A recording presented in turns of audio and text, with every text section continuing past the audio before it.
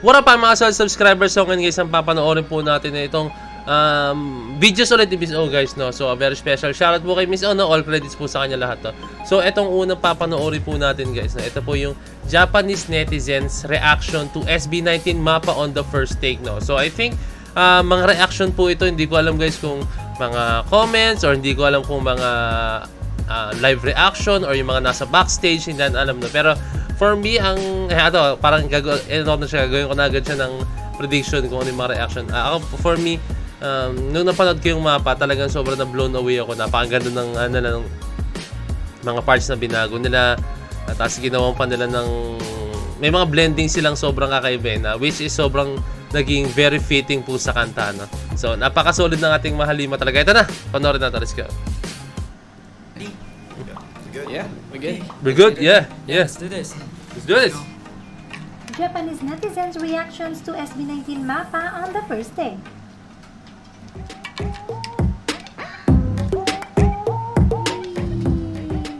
SB19 has once again proven that they are a top-tier talent with their beautiful performance of Mappa on Japan's The First Take. No backtrack, no grand production, just pure raw super vocals and harmonization that is on another level. No wonder the Japanese netizens are shocked upon seeing our boys belting out after the rap in Gento. One Japanese netizen said, "Hindi, teka lang, ganon din kagaling kumanta ang mga lalaki sa Gento na sobrang galing mag-rap." Oh! Na to. Sabi niya, hindi, teka lang, ganon din kagaling kumanta ang mga lalaki sa Gento na sobrang galing mag-rap. So, in-expect po nitong Japanese fan na to, or Japanese person, Japanese person, na, ano siya, ang SB19 is magaling lang mag-rap, magaling lang sa mga kanta na, alam mo yon, yung hindi gagamitan ng yung vocals na ganito, yung sobrang mataas, sobrang may mga blending tayong gagawin, no? Yung Gento, kasi alam niyo naman yung Gento, di ba? Yung bagsakan niya ng kanta is hindi siya ganun katulad nung sa Mappa, no? And nagulat siya na kaya din pala kumanta ng ganun ng ating mahalima, no? So, ayan, ay isa sa mga napabilib, no? Let's go. Kamakailan lang ay sinimulan kong tingnan ang mga taong ito. Ang kanilang performance ay parang Big Bang. Ang kanilang makapangyarihang pagkanta ay nagpapalala sa akin ng TVXQ at ang kanilang camaraderie ng grupo kahit papaano ay nagpapaalala sa akin ng Arashi. Talagang isa itong grupo na gusto kong makita pa sa hinaharap. Napaka-espesyal ng boses ni Ken at bagay sa anumang genre. Wow! Eto, may kita nyo rito guys, no? Yan, sinabi dito na sobrang ano daw siya, ano ba yan? Sobrang ano daw po, na-inspire daw siya sa boses ni Ken, no? Hindi naman to the point na sobrang na-inspire, pero parang naano siya, humanga siya sa boses ni Ken, no? Kasi kahit saan po pwedeng ibago yung boses ni Ken. Tandaan nyo guys, yung boses po ni Ken, parang siyang ano, yung bass or napaka-deep talaga ng voice niya, no? For me, napaka-unique po nun sa isang tao, no? May ganung klaseng boses, no? Hindi siya into the point na mo siya, aaralin mo siya, no? Minsan talaga siya parang it's a gift from God, no? I don't know guys kung naaaral siya, pero so from the looks of it, kung paano kasi magsalita si Ken, yun po talaga yung characteristic ng boss niya, no? So ayun yung nakikita ko doon. And sinabi niya nga rin dito, no, yung performance daw nila ay parang Big Bang, no? Ayun yung maganda guys, di ba? Na i-compare po ang ating mahalima sa mga sobrang bigating artist, bigating grupo din po guys, or bigating kung ano man, no? Compare sila, no? Pero sana, okay din yung ganito na kino-compare sila sa mga gantong artist na, alam mo yun, in a positive way, wag in negative way. Kasi tandaan nyo, pag alam nyo na, dami na mga ganyan, nainis na naman ako. Kapag kinumpare na naman sila ng kinumpare sa ibang mga, dami na namang lalabas na issue niyan or what, no? Ginagaya yata nila yung mga ganto-ganto, no? Kaya, minsan, mahirap din talaga mag-compare, no? Or, mahilig kumbaga, itatabi mo yung pangalan ng SB19 sa ibang grupo or sa kung ano man. Mahirap kasi. Anumang genre. It's interesting to see how Gento and Mappa have completely opposite songs and how the members have different expressions. Ben, nakalik ko. Nangyari? What happened? Nakalik ko. Wait lang guys, nakalik ko. Saan na ba tayo kanina? Yan. Let's go!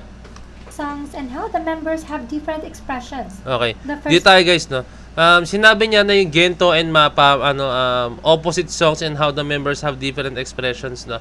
Ang pagkakaintindihan ko dun guys is, yung Gento, yung expression nila is maangas, tapos mga hard-hitting na mga facial expressions talaga, tapos mga gumagring, ano tawag doon, yung mga kasi gumagagag hindi ka tawag na gumagagag sila, basta more on angas, more on fierce, no? Pero sa mapa is yung expression nila is malumanay, malambing, tapos talagang ano siya yung tipong magsisway-sway ka talaga, no? Ayun yung feels ng mapa po talaga, no? And ayun, nasabi lang, I think nasabi niya to dahil pinag-kinompare niya yung mapa sa Ghetto. Sobrang magkaiba po talaga siya, no? As in, no? So natuwa siya ron sa kaya nilang mag-switch from this expression, tapos ito expression, no? Okay? Song is tough and fun, and the second song is really calm. But it's strange how the main characters of these two songs sound connected.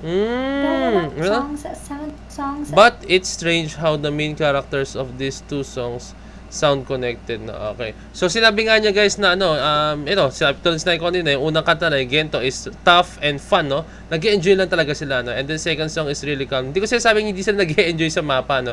Pero yung the way na damahin nila yung kanta, kasi yun yung meaning ng kanta eh.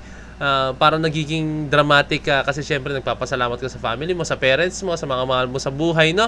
So ayun yung meaning ng kanta, no? Kaya parang mas maganda kung pagpapasalamat ka sa kanila is talagang sobrang sobrang dramatic, sobrang malumanay ka lang po talaga, no? So ayun, shoutout po sa mga Japanese fans talaga as in, no?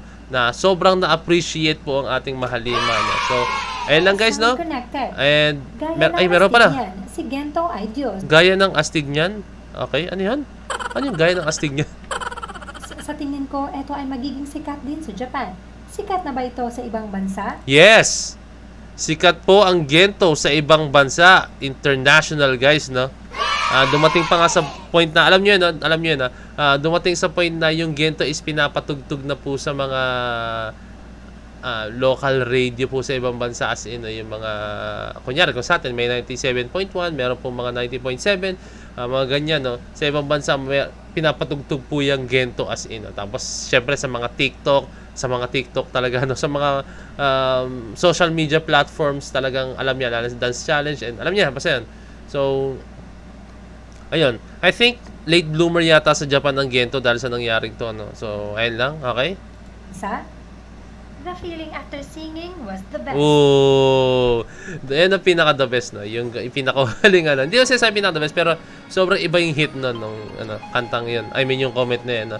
So, the feeling of... The singing was the best. The feeling of...